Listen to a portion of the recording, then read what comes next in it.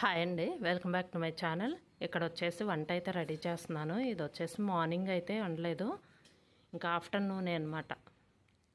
Morning వచ్చేసి ఇంకా పిల్లల వరకే వండాను. ఇక్కడ వచ్చేసి ఇంకా ఆఫ్టర్నూన్ వంట చేస్తున్నాను అనమాట. మార్నింగ్ వచ్చేసి కర్రీ ఏం చేయలేదు.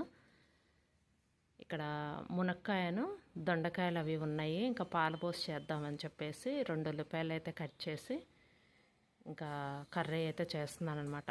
ఆ వేడికి పొగలాగా వస్తుందన్నమాట,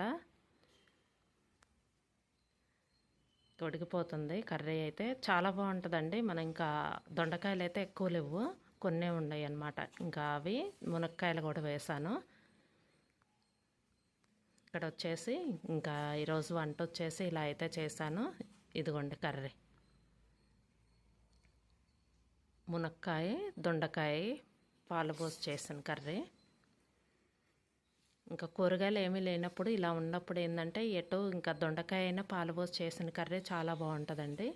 ఇంకా నేనైతే ఇంకా ఇలా అయితే చేశాను. దొండకాయలు వచ్చేసి ఒక 7-8 కాయలే ఉన్నాయి, చెట్టుకు పడట్లేదు అనమాట, కాపు అయిపోయింది.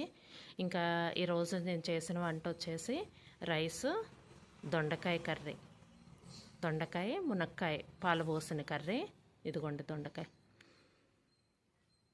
పాలు పోసిన కర్రీ. ఏ కర్రీ అయినా చాలా బాగుంటుందండి, ఒకసారి ట్రై చేయండి మీరు కూడా, చాలా చాలా బాగుంటుంది.